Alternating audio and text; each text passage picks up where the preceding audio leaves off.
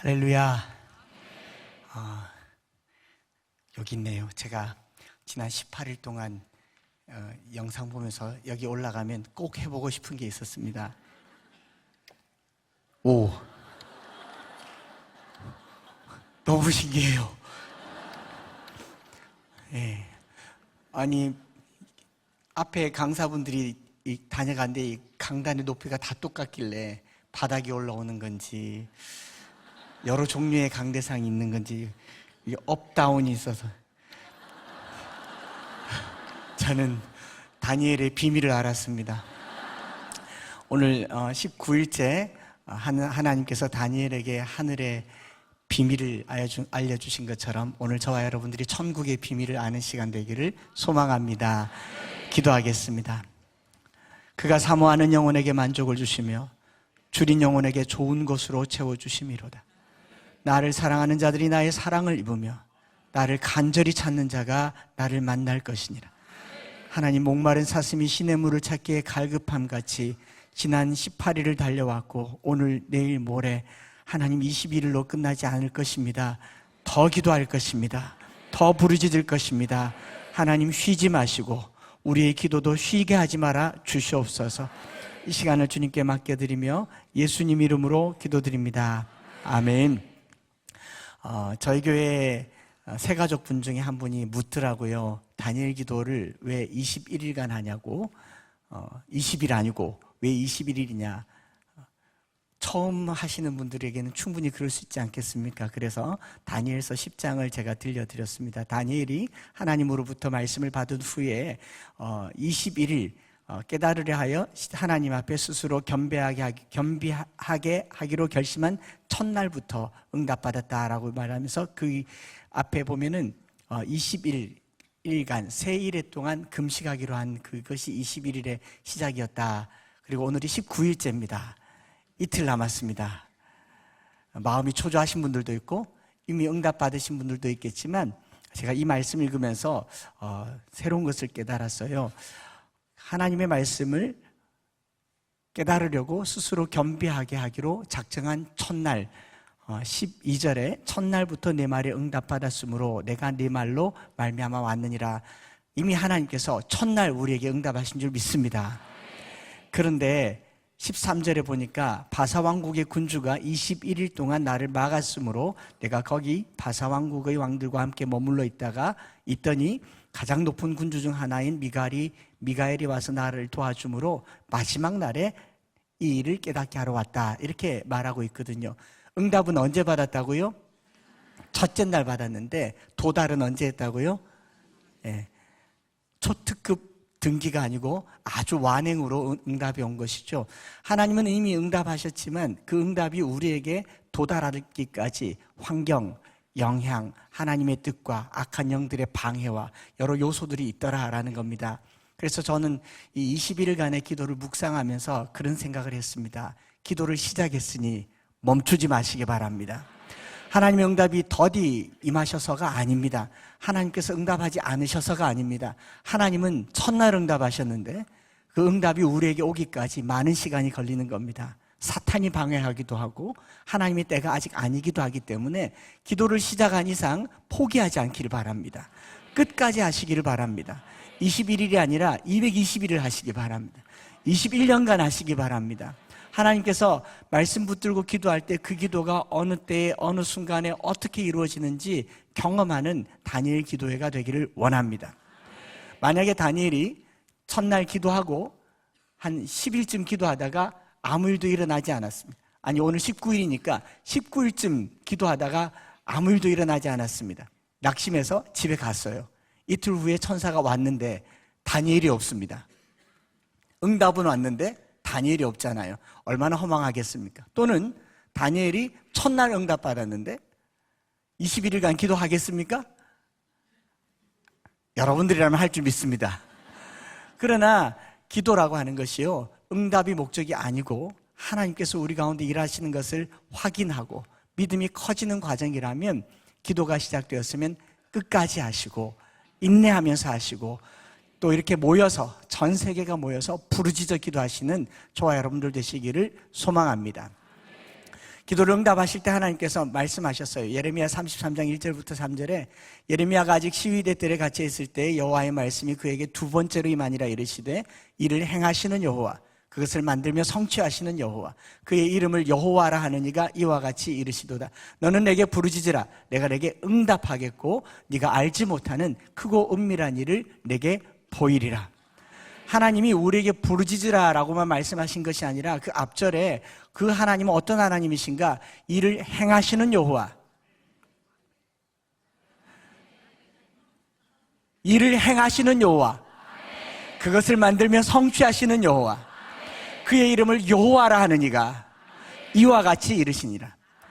우리 하나님께서 들으시겠다고 말씀하신 거예요. 감옥에 있더라도 들으시겠다고 말씀하셨습니다. 제가 인천에 있는 어느 교회에 기도와 관련된 집회를 인도하고 있는데 내 기도가 너무 부족하고 나는 기도가 한도 없고 아직까지 턱없이 모자라는데 어떻게 이 성도들에게 기도에 대해서 설교를 할 수 있을까 마음이 무거웠습니다. 무거웠는데 바로 그 강단에 올라가기 직전에 하나님께서 너무 선명하게 제게 들려주셨어요. 너 기도가 크냐? 너 기도를 듣는 내가 크냐? 오늘 우리가 아무리 간절하고 아무리 크게 기도하고 아무리 뜨겁게 기도해도 들으시는 하나님이 안 들으시면 끝이죠.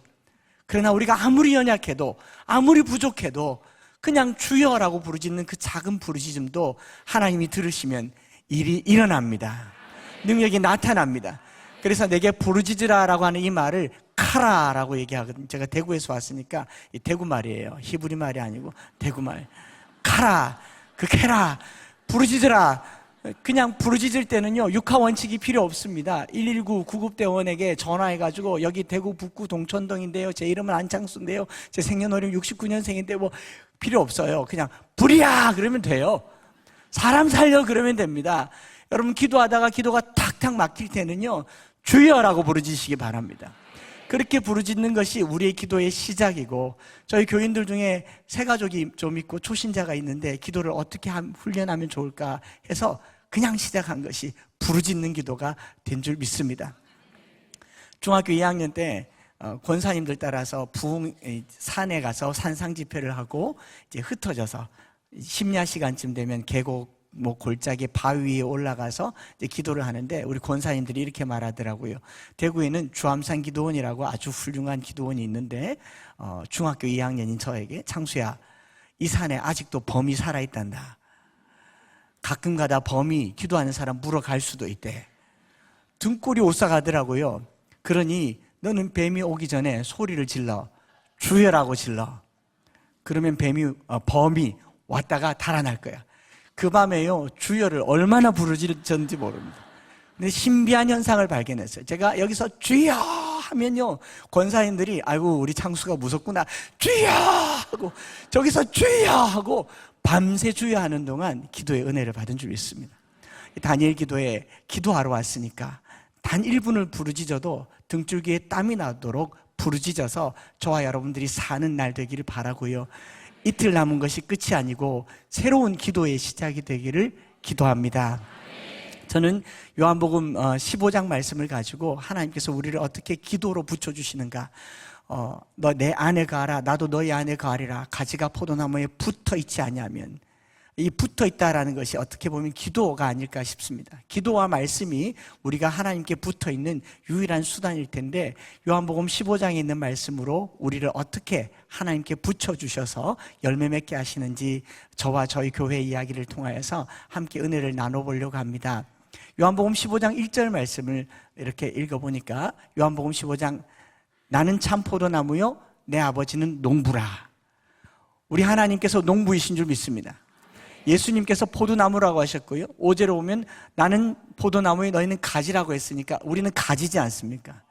가지가 열매를 많이 맺고 못 맺는데 책임이 있을까요 없을까요? 없어요. 그러니까 열매를 많이 못 맺는다고 걱정할 필요도 없습니다. 책임은 누구에게 있어요? 농부이신 하나님께 있죠. 하나님이 우리를 잘 붙여주셔야 될 일이지 우리가 어떻게 갖다 붙겠습니까? 그래서 우리 초등학교 때 이런 노래 불렀지 않습니까? 포도밭에 포도가 땡글 땡글 땡글 땡글 열렸네, 많이 열렸네. 호박밭에 호박이 삐뚤 울퉁불퉁 울퉁불퉁 열렸네. 많이 열렸네. 자기 혼자 컸을까? 정말 혼자 컸을까? 위에 계신 하나님이 길러주셨죠. 아멘. 오늘 우리가 포도나무 가지라면 하나님이 우리를 붙여주시고 우리를 길러주시고 열매 맺게 해주심도 믿으시기 바랍니다. 그런데 2절을 딱 보니까 물은 내게 있어 열매를 맺지 못하는 가지는 아버지께서 그것을 제거해버리시고 물은 열매를 맺는 가지는 더 열매를 맺게 하려 하여 그것을 깨끗하게 하시느니라. 이게 이제 좀 긴장되는 부분인 거죠. 잘못하면 잘릴 수 있겠구나. 잘못하면 끊어질 수 있겠구나. 오늘 우리 교회에서 이 부분들이 오해의 소지가 많다라는 겁니다. 물은 내게 붙어서 열매를 맺지 아니하는 가지는 제거해버린다. 포도 농사를 지어봐야 알 일입니다. 여러분, 포도나무 가지는요, 그렇게 잘라버리면 많은 열매를 맺고 또 굵은 열매를 맺을 수 있지만 포도 농사를 짓는 농부들은 포도나무 가지를 굉장히 소중히 여깁니다. 왜냐하면요, 몸 줄기는 건강한데 가지가 얇고 가늘어서 이것이 덩쿨처럼 이렇게 뻗어져 나갈 때 끝자락이 축 늘어지잖아요. 더 길게 뻗어져 나가기 위해서 뭘 합니까? 말뚝을 박습니다. 걸쳐줘요. 그리고 말뚝과 말뚝 사이에 이렇게 끈으로 엮어줍니다. 이렇게 쭉 타고 가다가 그 옛날에는 2000년 전에는 이 말뚝과 말뚝 사이를 연결하는 철사나 튼튼한 선들이 없으니까 뚝 끊어지면 가지가 어떻게 될까요? 축 늘어지죠. 축 늘어지면 그 가지는 열매를 맺지 못합니다. 그래서 물은 내게 붙어 있어 열매를 맺지 못한 가지다라는 말은 붙어는 있는데 열매 맺지 못하는 요소가 많죠. 늘어졌고 햇볕을 보지 못하고 땅바닥에 먼지에 오염되어 있어서. 그래서 물은 내게 붙어 있어 열매를 맺지 아니하는 가지는 아버지께서 그것을 제거해 버리시고라는 말에 헬라 말은 아이로라고 하는데 사전에 찾아보면 제일 먼저 나오는 뜻이 들어 올리시고. 저는 이 번역이 너무 마음에 좋습니다.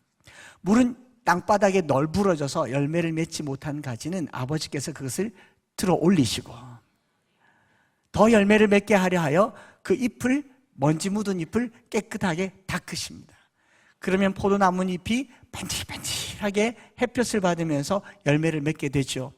이 말씀을 묵상하고 있는데 오늘 기도하는 저와 여러분들이 우리의 인생이 기도하다가 지칠 수도 있고 신앙생활하다가 지칠 수도 있고 삶의 고난에 축 늘어져 있을 때 우리 주 예수 그리스도께서 저와 여러분들을 십자가로 말뚝박아 들어 올리시고 그의 보혈로 우리를 씻으셔서 더 열매를 맺게 하여 주시는 밤이 되기를 바랍니다. 저와 저희 교회가 그렇게 하나님께서 들어 올리시고 씻어주셔서 열매 맺게 해준 그런 교회인 것을 이렇게 간증을 통해서 말씀을 나누려고 하는 겁니다. 저는 2006년도에 한국 와서 2007년도에 대구에서 엠마오 교회를 개척해서 17년째 목회를 하고 있습니다. 38살에 이제 교회를 개척하려고 마음을 먹었어요. 36살이면 아주 풋풋할 때고 공부도 좀 했고 보시다시피 인물도 좀 좋고 말빨도 좀 있고 그리고 뭐 대구 지역에서는 청소년 사역, 청년 사역도 좀 했고 그리고 키도 180cm 조금 안 되고 제가 교회 하면 그냥 교회가 벌떡 일어날 줄 알았습니다. 그리고 누가 말하기를 여기 분당에 있는 아주 훌륭한 목사님 좀 닮았다 그래요.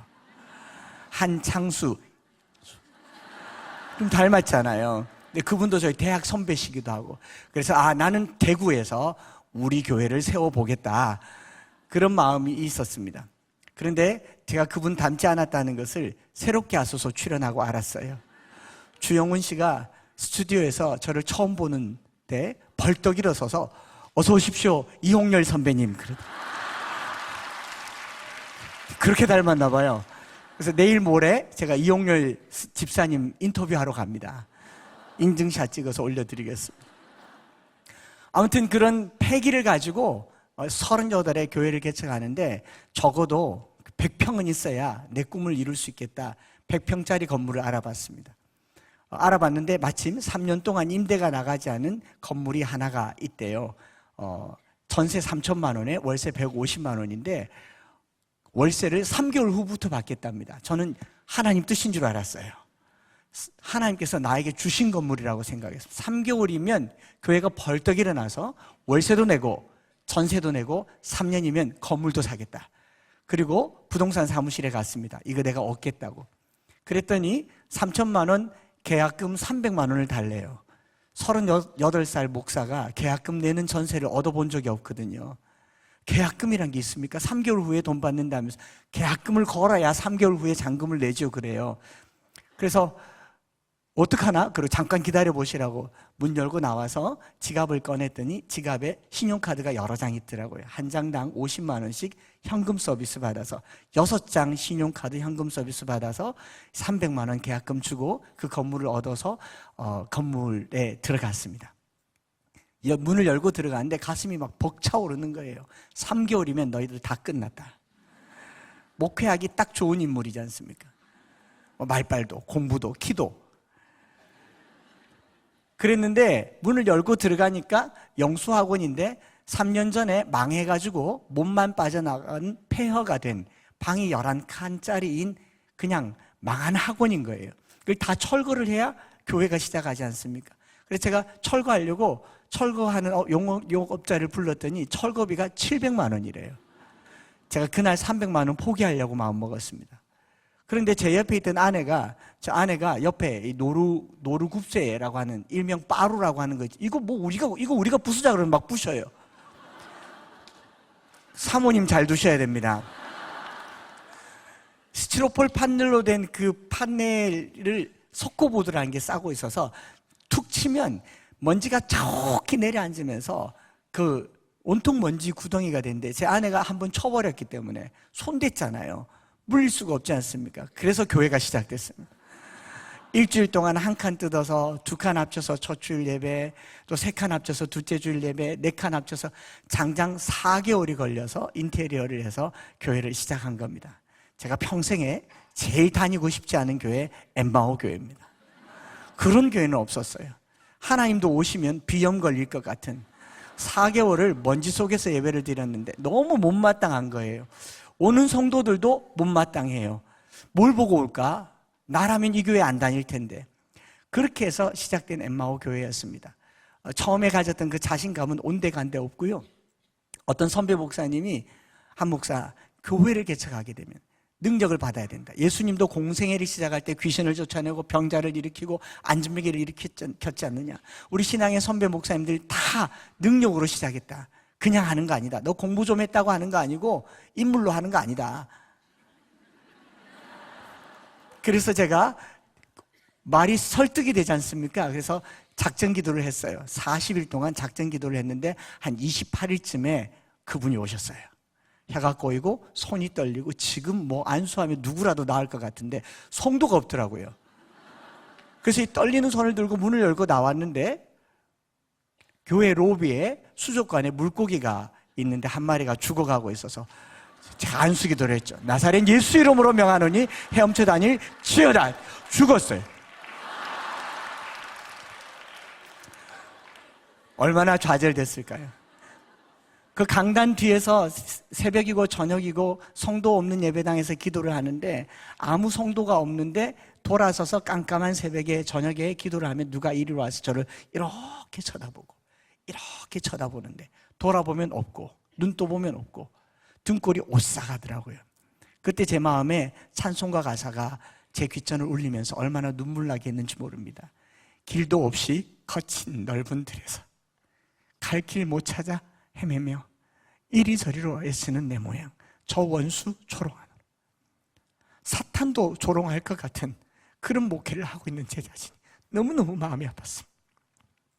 길을 잃어 방황하고 있을 때에 우리 상공산 비전 성경암송학교 교장이신 여운학 장로님께서 대구 내려오셔서 성도들 어린아이들 다 모아서 10명도 되지 않는데 성경암송학교를 열어주셨어요. 저는 신학대학원 다닐 때 이슬비 장학회, 303 비전 장학회의 2기 장학생이었기 때문에 여운학 장로님께 훈련을 받기는 했지만 303 비전이라는 것을 목회에 적용할 것이라고는 상상도 못했는데 우리 장로님께서 고령의 연령에도 불구하고 대구까지 내려오셔서 저희 성도들 불러두고 303 비전을 알려주시고 어린아이들 하나하나에게 성경을 암송을 시켜주셨습니다. 그리고 303 비전을 알려주셨어요. 303 비전은 무엇이냐면 30년씩 3세대입니다. 자녀가 태어나서 부모의 품을 떠날 때까지 30살 정도 되는 그 나이 때까지 가정에서 매일 말씀 한 절씩, 두 절씩 말씀 암송 가정 예배를 드리는 것을 30년간.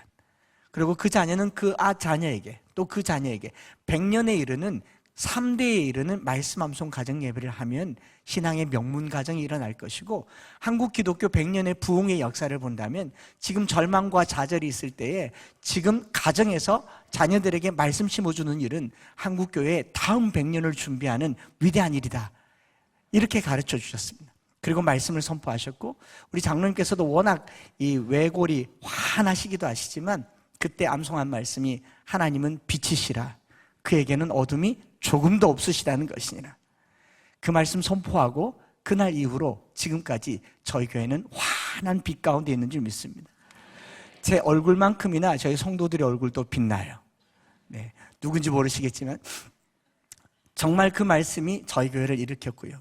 그리고 그때 이후로 저희가 가정에서 성경 암송 자녀 교육을 시작하기로 했습니다. 어차피 몇 명 안 되고 주일 학교도 없으니까 집에 가서 성경 암송하십시오. 하루에 한 장 읽는 정도의 노력, 한 장이면 5분 정도 걸리잖아요. 한 장에 20절쯤 되죠. 한 장을 읽는 노력으로 3년을 한 장씩 읽으면 3년의 성경을 읽도갑니다. 보람은 있겠지만 큰 은혜는 받기 어려울 겁니다. 그런데 하루에 한 장 읽는 노력, 한 장 5분 읽는 노력을 한 절에다 쏟자. 한 장이 20절이니까 한 절을 20번 반복하는 거죠.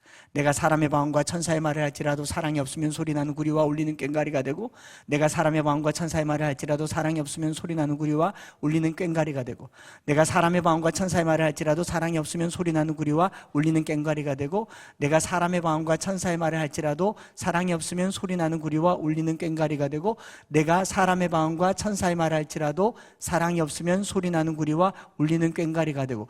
웬만큼 하면 한 5번쯤 하면 따라 하던데 여기는 아직 수준이 좀. 내가 사람의 마음과 천사의 말을 할지라도 사랑이 없으면 소리나는 구리와 울리는 꽹과리가 되고. 한 67번만 해도 여러분 듣기만 해도 따라 하잖아요. 20번 읽으면 어떻게 될까요? 거의 암송이 됩니다. 이거를 매일 한 절씩 3년을 하면요 1000절을 암송합니다. 그때 이후로 17년간 저희 교회는 주일 예배 때도 말씀 암송을 선포하고, 소그룹 때도 말씀 암송을 선포하고, 가정 예배 때도 말씀을 암송하고 해서 대부분의 성도들은 한 200절, 300절 정도를 주기도문 수준으로 암송합니다. 남의 교회니까 아멘이 잘 안 나오시는데 안 쉽습니다. 저희 아이들 중에는 400절 암송한 아이들도 있고요, 500절 암송한 아이들도 있고요, 1000절 암송한 아이들도 있습니다. 여러분, 1000절 암송하는 것은 쉽지 않습니다. 왜냐하면 진도는 1000절까지 나갈 수 있어도 돌아서면 잊어버리기 때문에 매일 반복해야 돼요. 저희가 이런 암송 노트 병풍을 들고 다니면 이게 앞뒤로 100절이거든요. 이걸 매일매일 소리내서 읽습니다. 왜 이걸 들고 다니게 됐냐 하면은 대구가 불교 도시인데 지하철이나 기차를 타면 꼭 앞에 뭘 들고 이렇게 열심히 읽으시는 분이 계셔요. 이야, 성경 암송하는구나, 너무 기특하다 해서 제가 가까이 가서 사진을 한 장 찍고 커피 사드리려고 사진을 쭉 당겨서 봤더니 성경을 암송하는 것이 아니고 신묘장구 대다란이경을 암송하시더라고요. 나모라 다나다라 야야바라 사다바라 기자 뭐 이런 걸 암송하시더라고요. 제가 너무 놀라서 신묘장구 대다란이가 뭔지를 찾아봤더니, 신묘장구 대다란이는 부처님의 진언이 들어있는 천수경의 핵심으로 이 기도를 하고 영험을 입은 사람이 부지기수다. 매일 108번씩 21일 또는 108일, 100일 하는 것도 좋고 10만 독 정도 하면 15가지 애군이 떠나가고 15가지 행운이 찾아오는 일. 할렐루야. 그거 해야 안 되겠습니까? 너무 마음에 울분이 일어나서 질 수 없다. 우리 이런 거 만들어서 계속 들고 다녀. 안 읽어도 들고 다니고 맞불로 계속 펼쳐요. 막 노란색으로, 빨간색으로, 초록색으로 펼쳐서 보면 하나님의 말씀입니다. 이걸 앞뒤로 매일 한 번 읽으면 15분이 걸려요. 근데 아이들이 1000절을 복습하려면 150분을 써야 되는데 얼마나 어렵겠습니까? 그러니까 아이들이 요령이 생겨서 거의 래퍼 수준으로 암송을 합니다. 천절 암송한 아이들의 출애굽기 20장을 암송하는 걸 들어보면 이렇습니다. 출애굽기 20장 1절부터 21절까지의 말씀. 하나님은 모든 말씀으로 말씀하여 이르시되 난 너를 애굽 땅 종되었던 집에서 인도하는 내 하나님 여호와니라. 넌 나 외에는 다른 신들 내게 두지 말라. 너를 위해 생성을 만들지 말고 또 위로 하늘에 있는 것이나 아래로 땅에 있는 것이나 땅 안에 물속에 있는 것을 어떤 형상도 만들지 말며 그것들에게 절하지 말며 그들을 섬기지 말라. 나 내 하나님 여호와는 질투하는 하나님이즉 나를 미워한 자의 죄를 갖다 아버지를 못다 아들에게로 3, 4대까지 이르게 하거니와 나를 사랑하고 내 계명을 지키는 천대까지 너를 베푸느니라. 넌 내 하나님 여호와는 망령되어 부르지 말라. 여호와는 그 이름 망령되어 부르는 자를 죄 없다 하지 아니라 안식일을 기억하여 거룩하게 지키라. 엿새 동안 힘써 내보는 일을 할 것이나 일곱째 날은 내 하나님 여호와 안식일이 너나 내 아들이나 내 딸이나 내 남종이나 내 여종이나 내 가축이나 내 문 안에 몸개리라도 아무 일도 하지 말라. 이는 엿새 동안에 나 여호와가 하늘과 땅과 바다와 그 가운데 모든 것을 만들고 일곱째 날에 쉬었습니다. 그러므로 나 여호와가 안식일을 복되게 하여 그날을 거룩하게 하느라 내 부모를 공경하라. 그리하면 내 하나님 여호와가 내게 준 땅에서 내 생명이 길리라. 살인하지 말라. 간음하지 말라. 도둑질하지 말라. 내 이웃에 대하여 거짓 증거하지 말라. 내 이웃의 집을 소유를 탐내지 말라. 내 이웃의 아내나 그의 남종이나 여종이나 소나 낙이나 물은 내 이웃의 소유를 탐내지 말라. 무백성이 우려와 나팔 소리와 산의 연기를 본 자라. 그들이 볼 때 떨며 멀리 서서 모세에게 이르되 당신이 우리에게 말씀하소서 우리가 들으리다. 하나님 우리에게 말씀하시지 말게 하소서 우리가 죽을까 하나이다. 모세가 백성에게 이르되 두려워하지 말라. 하나님이 말씀은 너를 시험하고 너를 경외하여 범죄하지 않게 하려 함이라. 백성은 멀리 서 있고 모세는 하나님이 계신 흑암으로 가까이 가니라. 출애굽기 20장 1절부터 21절까지의 말씀.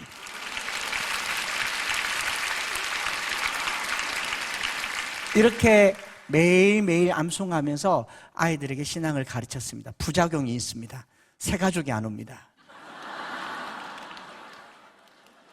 그러나 놀라운 능력도 있습니다. 이단도 안 옵니다. 그렇게 17년을 목회하면서 이 어린아이들이 천절을 암송하는 것이 너무 기특해서 교회에서 큰 용기를 내어서 2011년도부터 11년 말부터 천절 암송하는 아이들에게 영국 왕복 항공권을 끊어줬습니다. 도전해 보십시오. 그래서 2012년도에 3명의 아이들과 함께 영국에 날아가서 공부했던 학교도 돌아보고 또 요한 웨슬레, 조지 밀러, 조지 위필드 또 웨일즈에 가서 부흥의 흔적들을 쭉 돌아보면서 매일 100절씩 암송하면서 이 아이들과 함께 12일간 시간을 보냈죠. 100절씩. 뭐 이거 100절 이건데요. 뭐. 근데 그때 저희 이 세 형제들을 저희 트린티 신학교의 교수님이 초대해 주셔서 식사를 했습니다. 저희 4명이 초대해서 식사를 하는데 식사 중에 교수님이 이 아이들에게 느닷없이 물었어요. 너희 진짜 천절 암송했냐? 네. 그러면 그 중에 제일 좋은 거 하나 암송해봐. 이 아이들이 서로 의논하더니 마태복음 1장 전장 1절부터 25절을 암송하는 겁니다. 아브라함과 다윗의 자손 예수 그리스도 계보라. 아브라함 이삭을 낳고 이삭은 야곱을 낳고 야곱은 그의 형제를 낳고 유다는 다말에게서 유다를 낳고 유다는 베레스와 세라를 낳고 베레스는 헤스론을 낳고 헤스론은 남을 낳고 아미나답 나솔을 낳고 나솔을 살문 낳고 이걸 쭉 암송하는 거예요. 마태복음 1장 좋아해 본 적 있으세요? 천절 중에 마태복음 1장을 좋아한다는 것이 이상하잖아요. 그것도 6학년, 5학년이 요한복음 3장 16절도 아니고 마태복음 1장을 좋아한다고 그래서 저희가 물었어요. 그 교수님이 물었어요. 마태복음 1장이 왜 좋냐? 진짜 좋냐? 정말 좋대요. 그런데 이 아이들의 대답이 저희들이 한 번도 가르쳐주지 않은 놀라운 대답을 하더라고요. 마태복음 1장을 암송하고 있으면요 구약 성경이 살아 들어오는 것 같아요. 마태복음 1장의 아브라함은 창세기 12장의 아브라함이고 마태복음 1장의 다윗은 사무엘서의 다윗이며 솔로몬은 열왕기서의 다윗이다. 그 얘기를 6학년이 하는 것을 들으면서 우리 암송학교 아이들이 다 천절 암송하면 마태복음 1장의 암송이 제일 쉽다고 합니다. 놀라운 경험을 하게 돼요.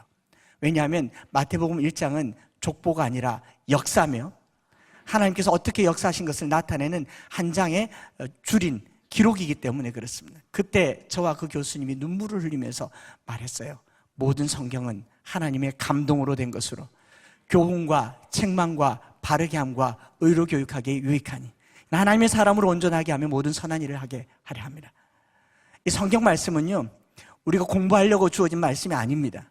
이 성경 말씀은 우리가 좀 깨달아서 감동되려고 주신 말씀이 아니고요 이 성경 말씀은 하나님이십니다. 요한복음 1장 1절에 태초에 말씀이 계시니라. 이 말씀이 하나님과 함께 계셨으니 이 말씀은 곧 하나님이시니라. 그가 태초에 하나님과 함께 계셨고 만물이 그로 말미암아 지은 바 되었으니 그가 없이는 된 것이 없느니라. 이 말씀은 살았고 활력이 있어 좌우의 날선 어떤 것보다 예리하여 영과 혼과 관절과 골수를 찔러 쪼개기까지 한다고 하지 않았습니까? 여러분, 우리가 말씀을 감동 얻으려고 본다면요, 이것은 그냥 교훈일 겁니다. 그러나 말씀은 하나님이십니다. 말씀은 하나님께서 역사 속에서 오늘 우리에게 동일하게 어떻게 자기를 계시하는가 하는 계시의 방편이기 때문에 성경을 알려고 하면요, 이단이 돼요. 성경을 순종하려고 하며 성경을 통하여서 하나님을 만나려고 하는 저와 여러분들 되시길 바랍니다. 성경을 공부를 열심히 하면요, 머리가 깨이는 것 같지만 우리는 많이 알수록 법을 피하는 법을 알아요. 모를 때는 즉각 순종했는데 알고 나니까 피할 법을 알더라고요. 그래서 성경 말씀을 이해하기보다 먼저 새기는 것이 더 중요하다. 이것이 우리가 암송학교에서 이야기하는 내용이기도 한데요. 그래서 그 아이들에게 말씀을 심어주면서 우리가 알게 된 것이, 우리가 자녀들에게 성경을 설명하고 가르쳐주기보다 말씀을 있는 그대로 심어주자. 고린도서에서 바울이 말하기를 나는 심었고 아볼로는 물을 주었거니와 자라게 하신 이는 하나님이시니라. 말씀이 그 안에서 자라 역사하기를 기도하게 되었고, 그 후로 저희는 2년마다 한 번씩 천절 암송한 아이들 데리고 말씀 암송 영국 여행을 다니게 되었고, 올 1월에 45명의 아이들과 함께 영국을 또 다녀오게 되었습니다. 우리 한국 교회에 다음 세대에 말씀에 놀라운 부흥이 일어나는 저와 여러분들 되시기를 바랍니다. 그렇다고 해서 제가 여러분들에게 성경 66권을 31,102절을 다 암송하라고 하는 거 아닙니다. 그래서 우리가 성경 66권을 다 읽는다고 구원에 이르는 것도 아니고요, 한 절이면 되지 않습니까? 한 절이면 우리 인생이 충분히 변화되기 충분한 줄 믿습니다. 그 한 절의 말씀이 우리에게 어떻게 역사하시는지, 우리가 그 자리에 이르기까지 내게 주신 말씀을 한 절 한 절 곱씹고 또 곱씹고 되씹어서 그 말씀이 내 안에 새겨져서 삶이 되고 하나님이 역사하시는 그런 시간이 되기를 축복합니다. 저에게도 똑같이 이 말씀이 제게 능력이 되었어요. 저희 교회에게는 나중에 책 보시면 알 거고 또 보실 일이 있겠지만, 제가 저희 아이에게, 저희 아들이 저를 보고 한 절로 이렇게 설명하는 그런 내용들이 있었습니다. 제가 저희 아들 군에 갈 때 성경책 새 걸 이렇게 사주면서, 아들, 군에 가면 시간도 좀 있을 텐데 성경을 읽어라. 그리고 눈길이 지나가는 곳마다 밑줄을 꺼. 성경이 더러워야 영혼이 맑아. 성경이 깨끗하면 영이 혼탁해. 휴가 때 성경 들고 와. 아들이 첫 휴가 때 성경책을 들고 왔습니다. 그리고 밑줄 끈 곳을 보니까 여기저기 밑줄 끄여져 있어요. 참 보람되더라고요. 제일 먼저 밑줄 끈 곳이 어딘가에서 창세기를 열었습니다. 창세기 1장 1절을 꺼야지 않습니까? 2절을 껐더라고요. 땅이 혼돈하고 공허함에 흑암이 깊음 위에 있고 하나님의 영은 수면 위에 운행하시더라. 제가 아들 불렀어요. 아들, 군생활이 혼돈하고 공허하며 흑암이 깊나? 그랬더니 에이, 그게 아니고요, 아빠 인생이잖아요. 그래요. 저는 이 아이의 이 말을 듣고 마음에 감동이 온 것은요, 제 아들이 성경에서 아버지의 신앙 고백을 찾을 수 있다는 것에 감동을 먹었고, 그 한 절을 가지고 아버지를 해석할 수 있는 능력을 가졌다는 것이 제게는 은혜였습니다. 사실 이게 내 인생 구조는 아닌데, 자기가 보는 아빠는 땅이 혼돈하고 공허함에 흑암이 깊음 위에 있다라는 겁니다. 저는 대구 안 살아서 모르시겠지만 대구시 중구 향촌동 18번지에서 태어나서 거기서 유년 시절을 보냈습니다. 향촌동이라고 하는 동네는 어떤 동네냐면, 대구시 중구 한복판에 동성로가 있고 향촌동이 있는데, 저희 유년 시절에 저희 동네 아저씨들 이름을 아직도 기억 못하지만 별명은 아직도 기억합니다. 바위, 도끼, 스매끼리, 망치, 사시미, 우리 동네 아저씨들입니다. 여름에 겉옷을 벗으면 몸에 용도 나오고 호랑이도 나오고 우리 동네 아저씨들입니다. 1987년도에 정부에서 범죄와의 전쟁 선포하셨을 때 저희 아저씨들이 TV에 나오더라고요. 밑에 자막에 향촌동파, 조직폭력배, 행동대원, 일대검, 우리 아저씨들이었습니다. 저는 거기서 났고 거기서 살았습니다. 동성로포와 함께 양대조폭이라고 하는 동네들이 사는 곳에서 나서 자랐고요. 태어나서 얼마 되지 않았을 때 저희 어머님이 배가 아프다고 해서 큰 병원에 가봤는데 자궁에 혹이 있는데 암이라고 합니다. 54년 전에 치료할 수 있는 기술도 없었고, 이제 망연자실에 있을 때 병원에서 마침 이제 실험 단계에 있다가 시술하게 된 방사선 치료라는 것을 한번 해보자. 방사선 치료 요즘은 1차, 2차, 3차, 4차, 10몇 차까지 해서 암세포를 태우거나 줄여서 작게 해서 적출하는데 한꺼번에 10여 분을 내리쬐었습니다. 암세포만 탄 게 아니라 허벅지, 엉덩이, 대퇴부 싹 다 타버렸습니다. 그때부터 저희 어머님은 제가 초등학교 5학년 때까지 아프다 하시면서 병원에 누워 계셨습니다. 병원에서도 뭘 할 수 있는 게 없었어요. 이제 병원비가 없고 병원비를 더 낼 수 있는 형편이 안 되고 집은 완전히 망하게 되었을 때 병원에서 강제로 퇴원시키더라고요. 저희 어머님 그때 병원 3층에서 뛰어내린다고 소동을 피웠던 것이 아직도 기억이 납니다. 5학년 때 병원에서 그렇게 퇴원하고 병원에서 처방전으로 이 진통제 주사약 처방전을 줘서 5학년짜리인 제가 어머니 대신해서 세동산 약국 가서 진통제를 사다가 어머니 갖다 드리면 이 양은 냄비에다가 주사기를 끓여서 똑 부러뜨려서 영양제랑 함께 혈관 주사를 맞으시고, 그리고 이제 주무시면 이제 한나절 또 일어나면 아프다 하면 또 그것을 맞고 1년여를 그 주사를 맞으시고 초등학교 6학년 때 9월 4일에 저희 어머님은 돌아가셨습니다. 사망 원인이 몰핀 중독에 의한 쇼크사였습니다. 그렇게 어머님 돌아가신 것도 제게는 좋은 소식이 아니었지만, 어머님 돌아가시고 한 달 만에 저희 아버지께서 향촌동에서 사시기가 너무 무섭고 동네가 어둡기 때문에 마침 정부에서 이 바닷가에 있는 개펄이 있는 땅에 바다 물을 막아서 국유지로 전환하면서 농사 짓는 농사꾼을 모집한다는 이 전단지를 받고 저희 아버님이 전라남도 무안군 몽탄면, 저기 영산강하고 대구에서 영산강은 아주 멉니다. 그 당시에는 기차를 타고 가려면 한 17시간을 가야 되는데 거기 농사 지으러 가셔서 20년 동안 저희랑 연락이 거의 두절됐었습니다. 저희 3남매는 향촌동에서 외삼촌 집에 맡겨지기도 하고 이리저리 살면서, 그 당시 저희 형님이 고3이었는데 수능이죠. 요즘으로 치면 학력고사를 좀 잘 쳐서 한양대학교 공과대를 입학하니까 거기 사촌 형님네들 집도 있고 좀 부자 집도 있고 요즘 치면 입주과외라는 걸 하면서 서울로 갔고, 그리고 저희 누님도 이제 고등학교 졸업하고 서울로 취업하면서 곧장 결혼했고, 저는 거기서 중1, 2, 3, 고1, 2, 3을 어떻게든 살아남아야 했습니다. 제가 만약에 그렇게 버림받게 생길 얼굴은 아니잖아요. 제가 만약 저를 외면한 누님, 형님, 요즘 형님이 자꾸 안부를 물어요. 왜 자꾸 안부를 묻냐 하니까 네가 어디 가서 자꾸 내가 니를 버렸다 하니까 미안해서 간다.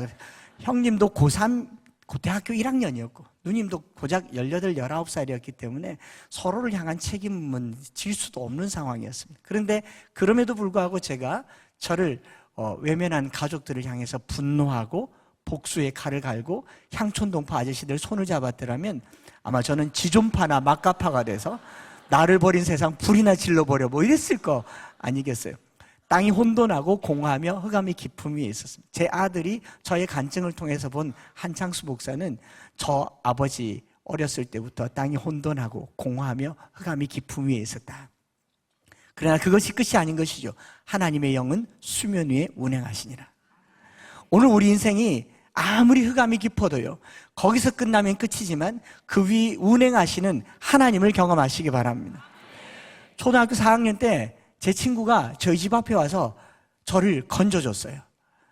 창수야, 빛이 있어라 라고는 안 했고요, 저희 집 앞을 지나가면서 창수야, 교회 52번 가면 필통 준다 그러고 자전거 타고 막 가요. 제가 반지하에 있는 방에서 밥 먹다가 필통이란 말에 귀가 번쩍 열려서 그 필통 받으려고 슬리퍼 신고 자전거를 따라가서 대구시 중구에 있는 서성로 교회를 출석하게 된 것이죠. 그 첫 걸음이 오늘 저를 만들었습니다. 필통이 뭐라고요? 52번 가면 필통 준다길래 제가 52번을 교회를 열심히 다녔고, 필통을 받고 나서 알게 된 사실이 1년 개근상이었습니다. 52주더라고요. 그 52주 동안 하나님께서 제 위에 운행하셨어요. 초등학교 5학년 딱 올라가던 그 해 초에 반사 주일학교 교사인 저를 맡으신 김미자 권사님께서 그 당시는 성경책 공과책도 없을 때니까 성경책을 펼쳐서 신앙을 가르쳐 주는데 마태복음 6장을 쭉 읽으면서 창수야, 이거 주기도문이야. 외워라. 기도할 때 이걸 가지고 기도할 거야. 그 다음에 너희를 위하여 보물을 땅에 쌓아두지 말라. 거기는 좀과 동록이 해하며 도둑이 구멍을 도둑질하느니라. 너희를 위하여 보물을 하늘에 쌓아두라. 거기는 좀이나 동록이 해하지 못하며 도둑이 구멍을 뚫지도 못하고 도둑질 못하느니라. 쭉 이어가면서 목숨을 위하여 무엇을 먹을까, 무엇을 마실까, 몸을 위하여 무엇을 입을까 염려하지 말라. 너희 하늘아버지께서 이 모든 것이 너에게 있을 줄 아시느니라 하고 계속 읽으셔요. 읽으시는데 하나님이 제 위에 운행하시는 겁니다.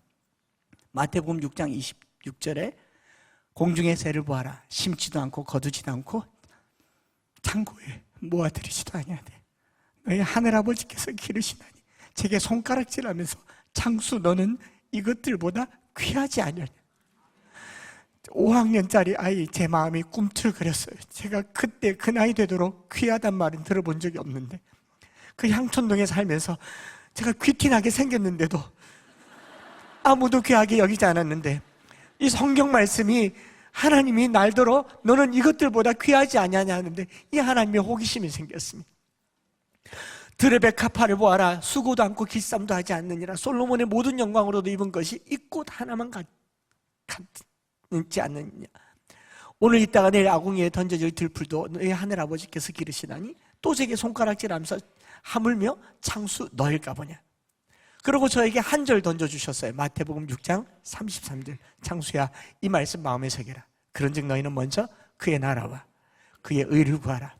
그러면 이 모든 것을 너에게 더하시리라. 5학년인 제가 그 권사님께 이렇게 물었습니다. 진짜요? 그 나이 때까지 내가 원하는 것 한번 가져본 적 없고 누군가도 나에게 좋은 것을 채워줬다고 생각하지 못했는데 도대체 이분이 누구길래 이 모든 것을 주신다고 하냐. 그의 나라가 뭔지 그의 의가 뭔지는 몰랐지만 일단 교회 다니고 보자. 그 길로 교회를 다녔습니다. 어머니 안 계시고 아버지 안 계시는데 또 누님 형님과 꽤 떨어져 살았지만 저희 서성로교회에서는 저를 사랑으로 길러주셨고 권사님, 장로님, 집사님들이 제게는 아버지, 어머니가 되어주셨고 교회 갈 때마다 500원도 주고 또 1000원도 주고 밥 먹었냐? 식은 밥에 김치 주면서 밥 먹고 다녀라 챙겨주시고 정말 이 모든 것을 채워주신 분들이 교회였습니다. 제가 목사가 되고 나서 그 교회에 설교하러 갔을 때 원로 장로님께서 저를 소개하실 때 이렇게 소개해 주셨거든요. 우리 한창수 목사님은 학벌이 아주 좋습니다. 나쁘진 않거든요. 그런데 그 다음 말이 저를 무너지게 했습니다. 우리 한창수 목사님은 대한예수교 장로회, 대구 서성로교회 주일학교 출신입니다. 제가 국립대를 나오고 해외에서 유학을 하고 대학원을 나오고 박사학위를 받은 것보다 제게 가장 영광스러운 것은 교회에서 배운 성경 말씀 한 절이라는 거죠. 지금 이 아래층에 어린이 다니엘 기도를 하잖아요. 저 아이들이 여기서 배운 말씀으로 세상을 바꿀 겁니다.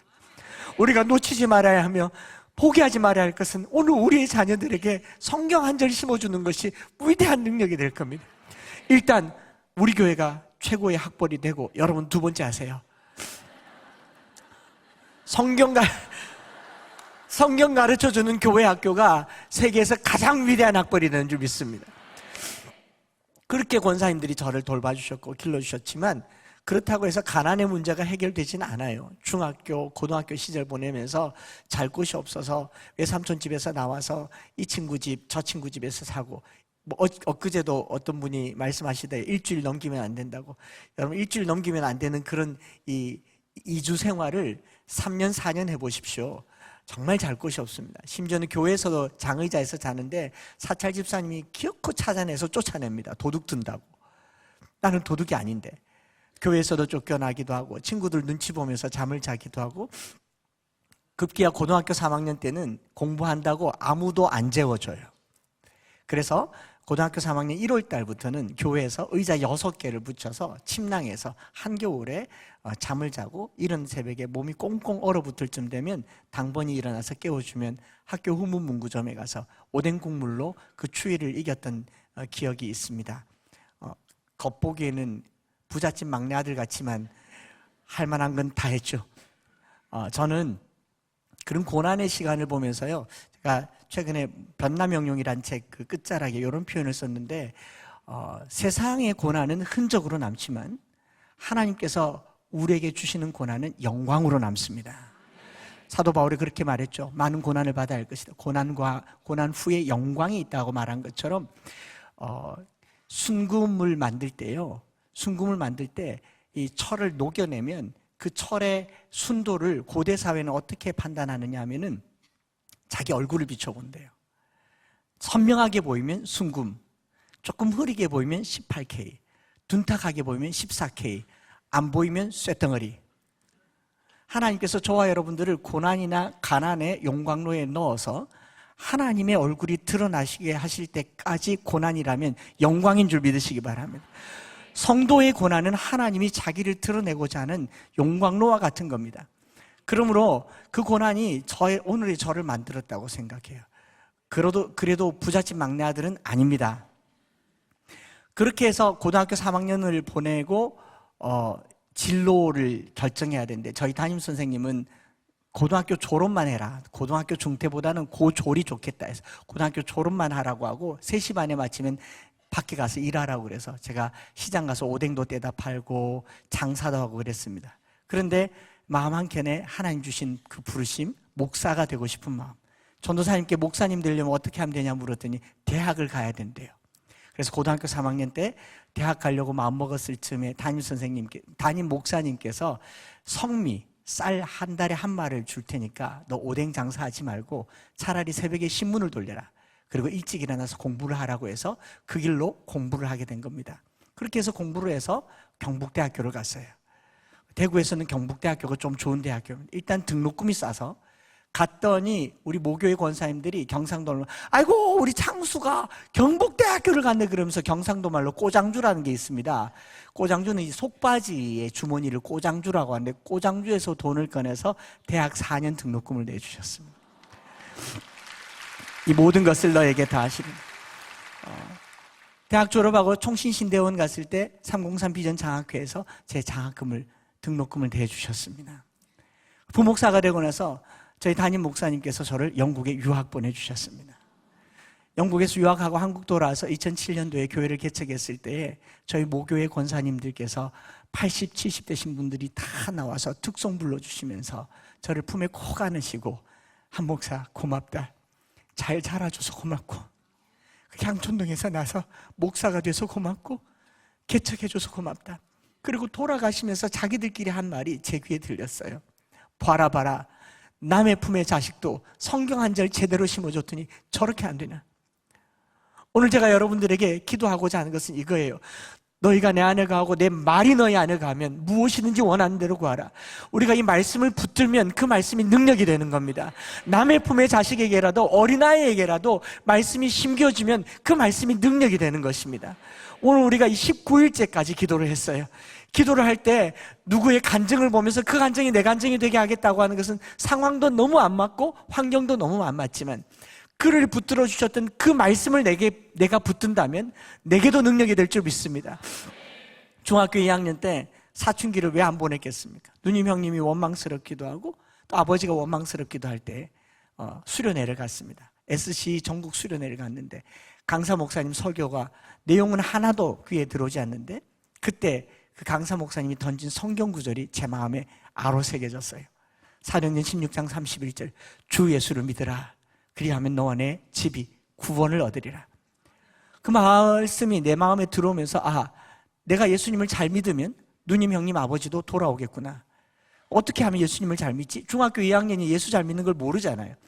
그래서 교회를 쭉 둘러봤더니 권사님들이 예수님을 잘 믿어 보여요. 그 당시 권사님들은 집에 저녁밥 차려주고 설거지하고 마지막 버스 타고 교회 와서 교회 뒷방에서 잠을 주무시고 밤새 기도하시다가 새벽 기도를 하시는 모습을 보고 옳거니 권사님을 따라서 뒷방에서 자고 새벽 기도를 하면 주거 문제도 해결되고 신앙도 잡겠구나. 그런 마음으로 중학교 2학년 때부터 새벽 기도를 갔습니다. 권사님들이 얼마나 기특하게 여기고 이뻐하는지 쓰다듬어 가지고 납작하지 않습니까? 제가 그때 그 격려와 칭찬과 사랑이 오늘 제 신앙을 만들었어요. 20년 동안 새벽 기도를 했습니다. 그때 이후로 지금까지 새벽 기도를 하죠. 새벽 기도를 한 지 20년 만에 저희 아버님이 그때 당시 61살에 대장암 말기로 저희들 앞에 나타나셔서 오늘 내일 하시는데 누님 형님 대구로 모셔서 병실에서 아버지가 이제 곧 돌아가시려고 하는데 마음이 초조해졌습니다. 제가 목사 2년 차니까 아버지에게 다급하게 말했어요. 아버지, 이대로 돌아가시면 우리 다시 못 만납니다. 지금이라도 예수님 만나면, 지금이라도 예수님 영접하면 천국에 가서 아들, 딸, 손주, 며느리 만날 수 있습니다. 아버지 예수 믿겠습니까? 믿겠대요. 시간이 없었어요. 복음 전하고 아버지 빨리 따라하세요. 주 예수님, 주 예수님, 나는 주님을 믿고 싶습니다. 나는 주님을 믿고 싶습니다. 나를 위해 십자가에 죽으시고 내 죄를 용서하시니 감사합니다. 지금 나는 내 마음의 문을 열고 예수님을 나의 구주, 나의 하나님으로 영접합니다. 내 안에 오셔서 나를 용서하시고 하나님이 기뻐하는 사람으로 만들어 주옵소서. 예수님의 이름으로 기도드립니다 하고 돌아가셨어요.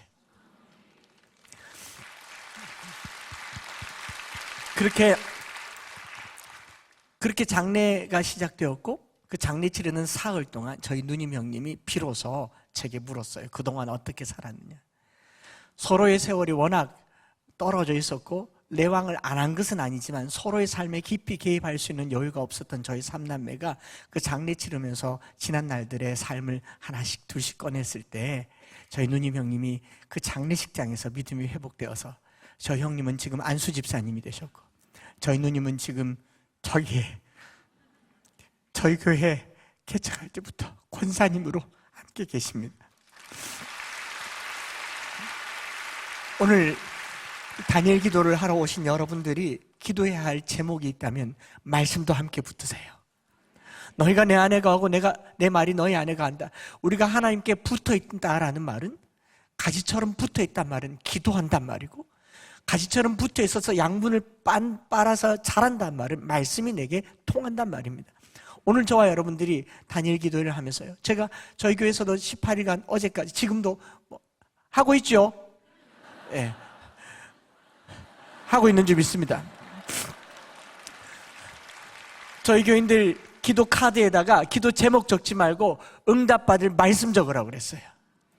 왜냐하면 기도 제목 응답했는데 누가 뭘 어떻게 응답했는지 알지 못하잖아요. 그러나 말씀을 붙들고 기도하면 응답은 다 하나님이 살아계시는 겁니다. 말씀이 살아있는 것이고 말씀이 능력이 되는 줄 믿습니다. 끝. 시간이 되었기 때문에 더 듣고 싶으면 다음에 to be continue 제가 한번 기도하겠습니다. 하나님 아버지, 주의 말씀이 살아있고 모든 성경은 하나님의 감동으로 되었으니 이 말씀을 붙들게 하여 주옵소서. 우리가 상황에 너무 빠져 있어서 말씀을 보지 못했습니다. 상황이 너무 고통스러워서 말씀에 매달리지 못했습니다. 그러나 상황을 이기는 것도 말씀이고 세상을 창조하시는 하나님이 말씀으로 창조하셨으니 이 말씀이 오늘 우리에게 능력이 되게 하여 주시옵소서. 세상 사람들에게 우리 하나님이 오늘도 서슬퍼렇게 살아있다는 것을 말씀으로 보여주게 하여 주시옵소서. 입에서 떠나지 말게 하시고 자녀들에게 부지런히 가르치게 하시고 내 삶 속에서 우리의 자녀들 속에서 말씀이 살아있는 것을 경험하게 하여 주시옵소서. 감사드리며 우리 구주 예수 그리스도의 이름으로 기도드리옵나이다. 아멘.